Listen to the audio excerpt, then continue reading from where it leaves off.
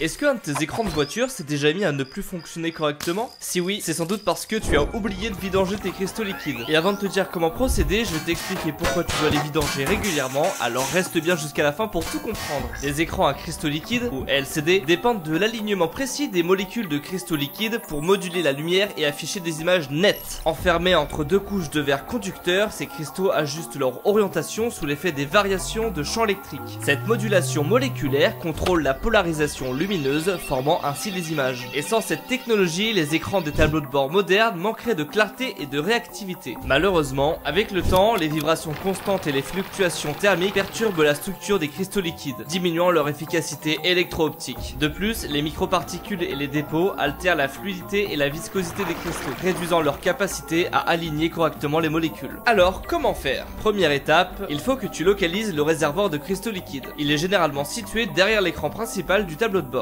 Deuxième étape, prends une seringue de précision et extrais l'ancien liquide. Et attention, ce liquide n'est pas comestible, ne le buvez pas. Et troisième et dernière étape, injecte le nouveau liquide du cristaux avec un mélange de diphénylméthane et de cyanobiphényle pour garantir une performance optimale. Et si jamais tu cherches ces produits, tu peux les trouver dans des magasins spécialisés comme Noroto, Feu Vert la pâte de l'expert, Auto Leclerc et Conrad. Et de mémoire, il est souvent rangé à côté des liquides de clignotant et des plaquettes de frein moteur. Et toi tu le savais? Dis-le moi en commentaire et tag une pote qui doit vidanger ses cristaux liquides.